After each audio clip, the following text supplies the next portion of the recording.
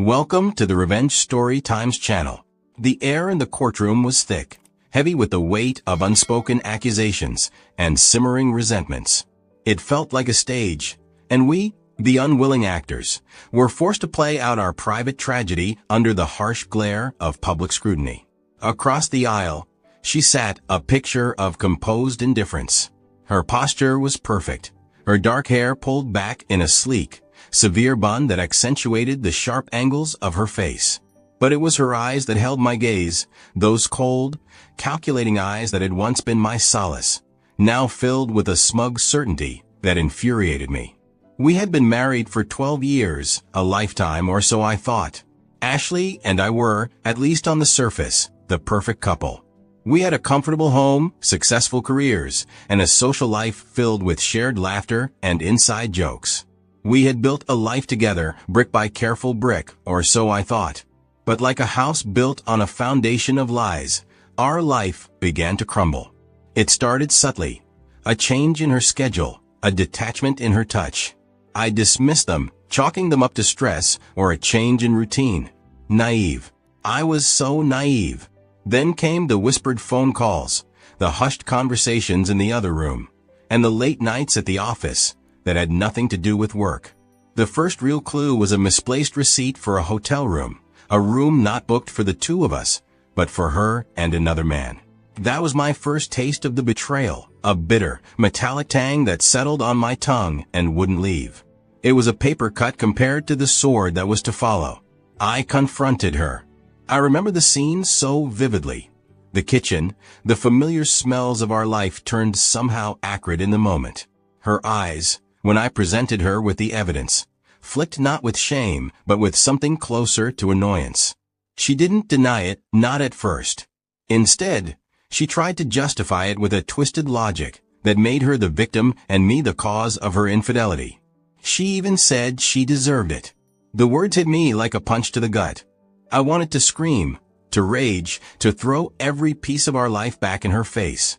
But I didn't. I just stood there, absorbing it all, letting the silence speak volumes. I decided then and there that I would not give her the satisfaction of a dramatic outburst. I would play it cool. I would play it smart.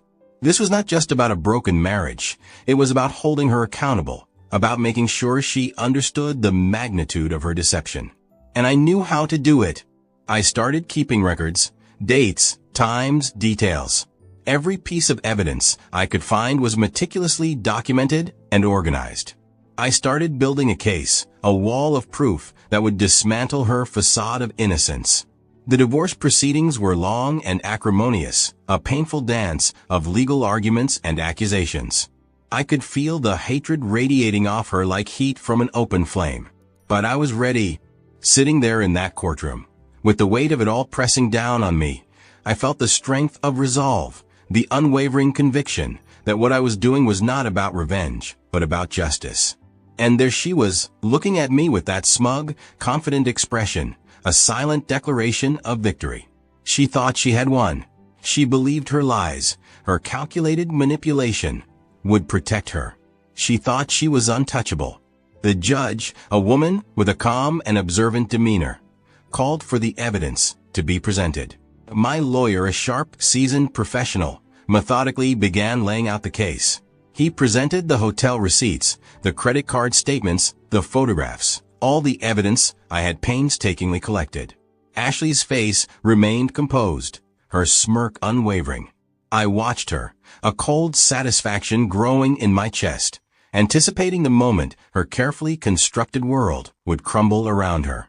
Then came the crucial piece of evidence, the one on which her whole world rested, a series of text messages.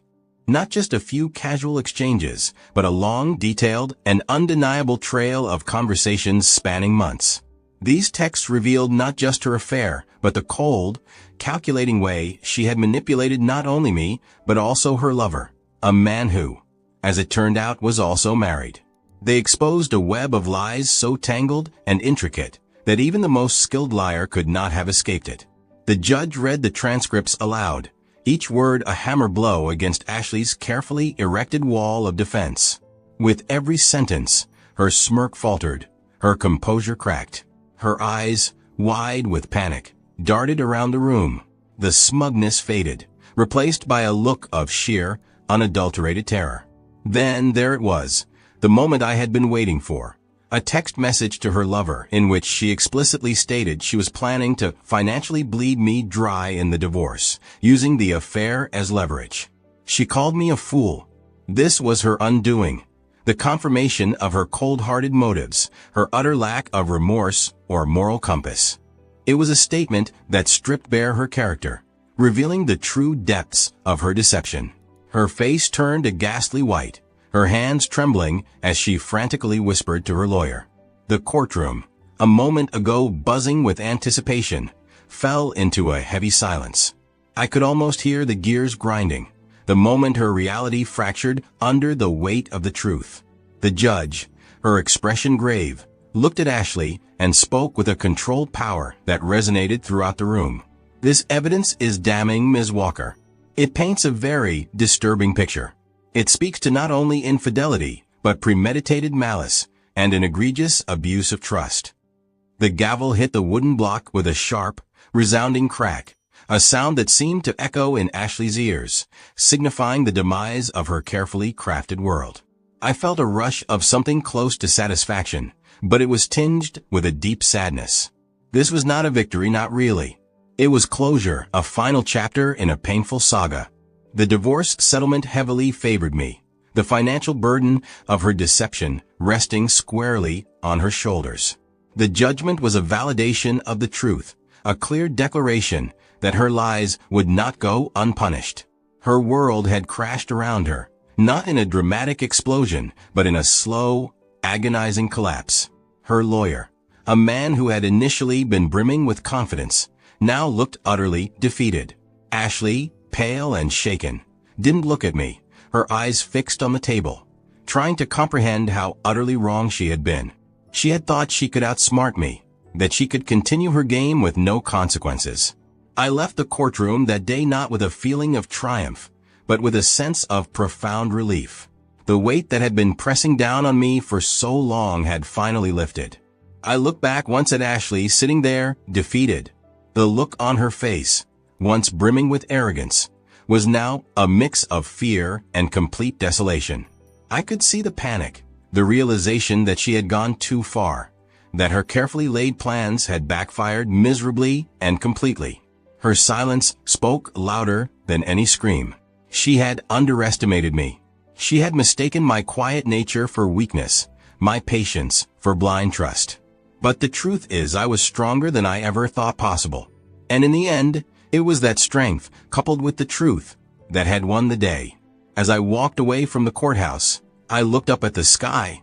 It was a clear day, and I knew I could move on, leaving the wreckage of our broken marriage behind me. It wasn't a happy ending, but it was an ending, and that was all that mattered. Thank you for listening. Until the end, see you in the next episode of Revenge Story Times. Take care of yourself and your loved ones. Goodbye.